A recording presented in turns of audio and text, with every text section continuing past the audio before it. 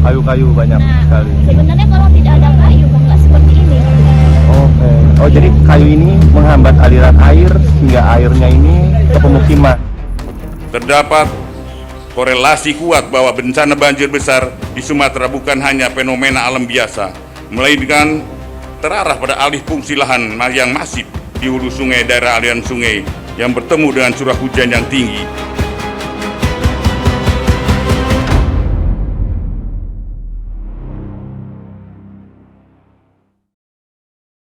Banjir besar, tanah longsor, hingga gempa bumi dan kebakaran mewarnai perjalanan Indonesia sepanjang tahun 2025. Hampir seluruh wilayah terdampak mulai dari Sumatera, Jawa, Kalimantan, Sulawesi, hingga Maluku.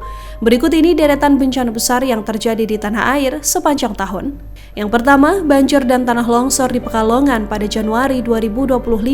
Bencana ini dipicu hujan lebat berintensitas tinggi yang berlangsung selama berhari-hari. Sejumlah sungai pun meluap dan merendam pemukiman warga serta lahan pertanian.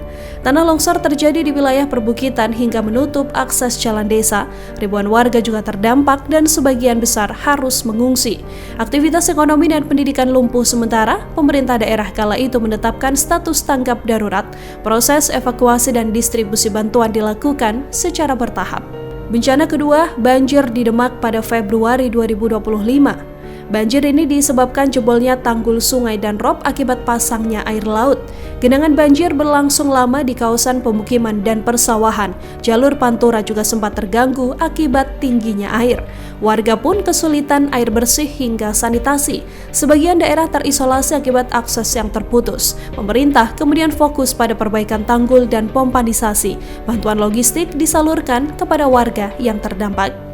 Pada bulan Maret, banjir terjadi di wilayah Jabodetabek. Banjir ini dipicu hujan ekstrim dan kiriman air dari wilayah hulu. Sejumlah sungai besar juga meluap merendam kawasan padat penduduk, transportasi publik dan aktivitas perkantoran terganggu. Ribuan rumah terendam dengan ketinggian air bervariasi.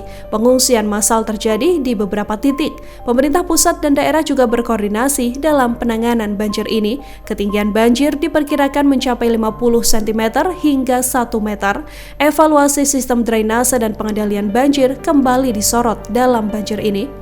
Bencana selanjutnya adalah gempa di Bengkulu dengan magnitudo 6,3 pada bulan Mei 2025. Gempa berkekuatan magnitudo 6,3 mengguncang wilayah Bengkulu dan sekitarnya. Getaran dirasakan hingga provinsi tetangga. Sejumlah bangunan rusak, setidaknya 100 rumah warga dan fasilitas umum terdampak.